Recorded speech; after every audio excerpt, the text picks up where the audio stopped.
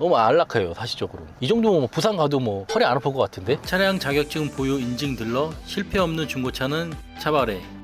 네, 안녕하세요. 차량 인증 딜러 차바레입니다. 오늘도 이렇게 밖에 나와 있는데요. 제가 이제 PD님한테 한번 여쭤볼게요. 자, 이제 제네시스 하면 어떻게 생각이 드세요? 네, 고급차 느낌이 매우 강합니다. 예, 맞는 말씀입니다. 제네시스 하면은 이제 현대에서 같이 있다가 분할해서 나온 이제 제네시스 플래그십 세단인데요. 근데 이제 중고차로 제네시스가 강가가 지금 많이 돼 있다 보니까 차량 판매가 많이 이루어지고 있습니다. 중고차는 신차 금액이 대형 차량일수록 강가율이 엄청나게 크게 작용을 하는데요. 이 제네시스도 이 가격대를 피해갈 수가 없었습니다. 보통 이제 EQ900부터 대략 15년부터 18년식이 양산이 됐고, 그리고 18년식부터 완전히 페이스 리프트가 된 후에 18년부터 21년에 이제 G90이라는 약간 모델명으로 차량이 나왔습니다. 그러고 나서 그 다음 버전에는 G90인데 다시 디자인이 바뀌죠. 중고차로 가장 많이 거래가 되는 게 EQ900이랑 G90 차량입니다. 중고차 가격대로는 EQ900은 대략 2000에서 연식이 짧은 거는 2000 후반까지 형성이 되어 있고, G90 같은 경우에는 2000만 원 초반부터 대략 5천만 원까지 형성이 되어 있습니다. 제가 오늘 소개시켜드릴 차량은 18년부터 21년 동안 G90이라는 코드명으로 이제 판매가 됐던 차량인데요. 모델 트립 같은 경우는 럭셔리부터 프리미엄 럭셔리, 포레스티지 등급으로 나뉘어져 있고, 럭셔리 등급은 대략 신차 금액이 사륜 포함해서 8천만 원대 형성이 되어 있습니다. 다음 버전이 프리미엄 럭셔리는 대략 9,500이 형성되어 있고, 마지막으로 포레스티 옵션이 많은 차량은 신차 금액이 1억이 넘은 금액의 이제 신차 출고가 판매가 되었는데요. 그러면 차를 앞에 한 대 갖다 놨는데 이 차를 보면서 간단하게 추가 옵션은 뭐가 들어가고 차량의 안에 실내 내장재나 여러 가지 이제 추가적인 옵션이 뭐가 들어가는지 다시 한번 설명드리도록 하겠습니다.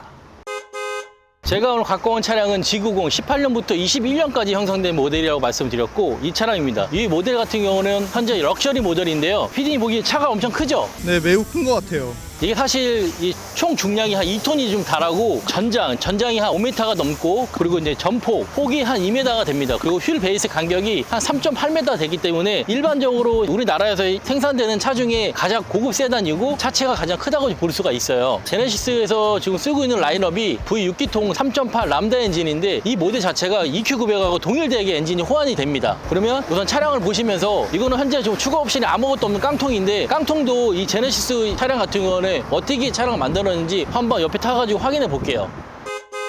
이 차량은 이 시동을 켜기 전에 제가 아까 말씀드렸죠. EQ900이랑 호환되는 엔진, 람다 엔진이라고. 람다 엔진 자체가 약간의 고지병이 있는데, 이 OCV 관련돼 가지고 좀 이슈가 많습니다. OCV 밸브가 뭐냐면, 차량 시동을 딱 켰을 때 앞에 타이밍 벨트가 휙 감겨 가지고 털리는 느낌이에요. 그래서 첫 시동을 했을 때 혹시 앞에서 이질감으로 털리진 않는지를 좀 확인할 필요성은 있습니다. 이 차는 현재 주행거리가 한 10만이 넘는 차량인데 불구하고 앞에 제가 말씀드렸던 그런 부분은 안 되고 있습니다. 차 자체는 넓고, 내장재 같은 경우는 옵션 트립이 올라갈수록 일반 인조 가죽에서 라파 가죽으로 올라가는데, 이건 럭셔리 모델이니까 사실 노멀하게 보시면 됩니다. 보시면 들어가는 전자장비가 엄청 많이 들어가 있어요. 뭐 통풍은 기본이고, 뭐 후축방이라든가 뭐 차선 이탈 관련된 주행 보조 안전장치도 많이 들어가 있습니다. 이게 옵션이 하나도 없는 거야. 그리고 메모리 시트도 현재 장착이 되어 있고, 그리고 이 중요한 게 뭐냐면, 이 고급 세단 같은 경우에 사실 운전자보다 뒤에 타는 사람의 입장으로 차가 좀 설계가 됐다고 저는 생각이 들거든요. 뒷자리를 보시면 알 수 있으실 거예요. 뒷자리 우리가 흔히 뭐 레그룸, 뭐 헤드룸, 이 앞에 공간을 좀 많이 얘기하는데, 저는 키가 180이 조금 넘습니다. 넘는데도 불구하고 편안하게 앉았을 때 공간감이 엄청 많이 올라와 있죠. 그래서 다리를 쭉 펴고 타도 괜찮고, 장거리 이용해서 뒤에 타는 사람은 완전히 이 정도면 쇼파 같은 느낌? 약간 인테리어 쇼파? 안에 보시면 여기서 좀 제어가 될 수 있고 공조장치도 다 들어가 있습니다. 아까 추가 옵션이 빠졌다고 하는데, 프레스티지에 추가 옵션 하는 게 대략적으로 한 5가지에서 6가지로 형성이 지금 되어 있는데요. 첫 번째로 이제 컨비니언스 패키지입니다. 추가 옵션을 하게 되면 216만 원 추가하셔야 되는데요. 대략적으로 세부 내용은 헤드업 디스플레이가 들어갔는지, 아니면 어라운드 모니터가 들어갔는지, 혹은 후축방 모니터가 들어갔는지를 확인하시면 되고, 두 번째로 가장 많이 하시는 부분이 시그니처 디자인 패키지입니다. 추가 옵션 같은 경우에 대략 310만 원 정도 추가를 하셔야 되는데, 세부 사항 같은 경우에 이건 고급 세다 보니까 이 제작사에서도 신경을 좀 많이 썼어요. 이 라파 가죽, 뭐 예를 시트가 라파 가죽이 들어갔는지, 이런 도어 트름에 라파 가죽을 넣었는지, 이런 느낌이라고 보시면 됩니다. 세 번째로는 뒷좌석에 모니터가 형성이 되어 있는데, 모니터 같은 경우는 사실 장고장도 엄청 많기 때문에 저는 아직 이 모니터를 비추합니다. 만약에 뒷자리를 타신다고 하면 아이들이 있는 사람은 좋긴 하겠지만 그 활용도가 많이 있을까요? 마지막으로 뒷자리 이제 컴포트 패키지가 1, 2가 있는데, 1 같은 경우에는 대략적으로 270만 원 정도 형성이 되어 있고, 2 같은 거는 옵션이 좀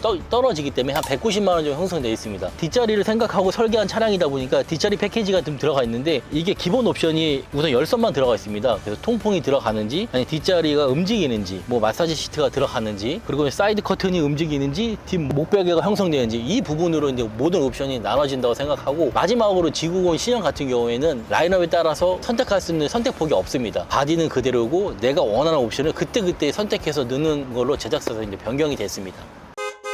차 탔는데 어때요? 보여요? 이게 딱? 그리고 이 문을 딱 열었을 때 이 문을 딱 닫는 느낌, 이 되게 무거운 느낌 있잖아요. 근데 뭔가 이게 탕탕거리는 느낌이 아니고 정말로 묵직한 느낌, 이런 느낌도 좀 좋고, 우선 이 도어 트립 같은 것도 보시면 일반 중대형 차량보다 더 넓습니다. 그리고 안에 보시면 이게 약간 알칸트라 같은 느낌도 좀 들고 너무 안락해요. 사실적으로 이 정도면 뭐 부산 가도 뭐 허리 안 아플 것 같은데, 그죠?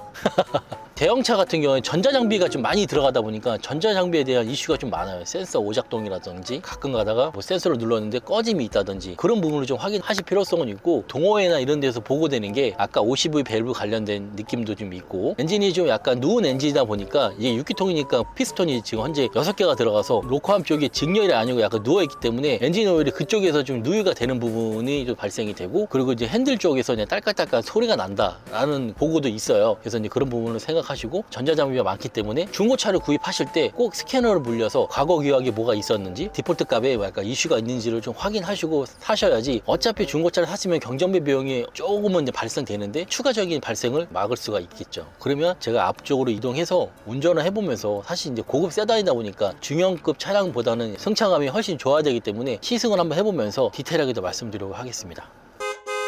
이게 제가 이제 DH를 좀 오래 탔는데 느낌은 좀 비슷하고, 요거 같은 경우는 현재 상시 4륜 차량이다 보니까 이 노면에 받기가 되는 접지력이라고 할까요? 그게 되게 우수하더라고요. 코너링도 좀 좋고, 차가 이제 고속으로 달리면 달릴수록 뭔가 차가 축 떨어지면서 안정감이 있어요, 이게. 그리고 이 차를 타면 웃긴 게 뭐냐면 급가속 급정거를 안 하게 돼. 이게 차의 성질 따라 운전자의 성향도 좀 달라지는 것 같아. 뭐 포토로 타면 막 달려야 될 것 같고, 이거는 터보가 없는 자연 흡기 차량이다 보니까 터보에 관련 이슈는 없어요. 살짝 이제 고속 주행을 좀 해보면서, 엔진 소리 들려?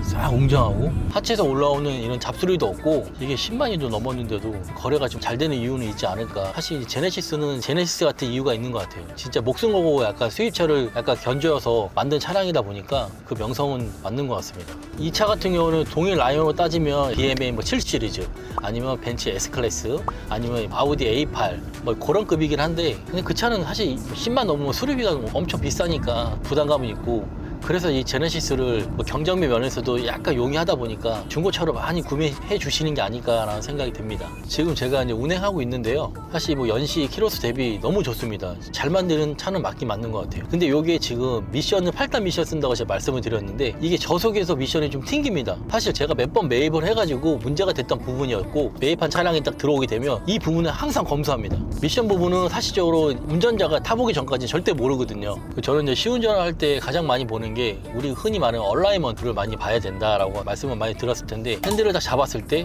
내가 핸들 각도의 방향이 그대로 가는지, 지층선이 약간 쭉 롱런하게 유지하는지를 많이 봅니다. 심한 차 같은 경우는 핸들이 좌측으로 뭐 우측으로 꺾이는 경우가 많이 있다 보니까 그 부분에서 약간 문제가 좀 생기더라고요. 새 타이어로 바꿔도 금방 마모가 돼서 또 다른 타이어로도 바꿔야 되는 경우도 있고, 우리 이제 3단 콤보가 있는데 제가 건너볼게요.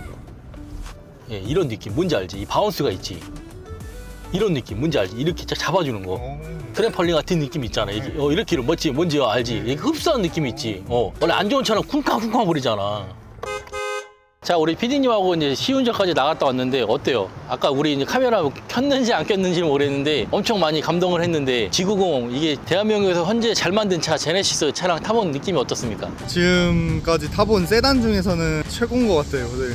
사실 감가가 좀 많이 된 상태에서 지금 차량이 많이 판매가 되고 있습니다. 제가 있는 수원에서만 해도 매물이 한 몇십 대 정도 있으니까요. 이 차를 원하시면 이 차에 대해서 가격을 문의 주셔도 되고, 아니면 좀 더 키로수가 작고 옵션이 좀 있는 거를 원하도 분명히 찾아낼 수 있으니까 상담 번호를 알려주시면 꼼꼼하게 잘 상담하고 시운전하고 리프트 점검해가지고 출고할 수 있도록 하겠습니다. 자, 지금까지 이제 실패 없는 중고차 차바레였습니다. 감사합니다.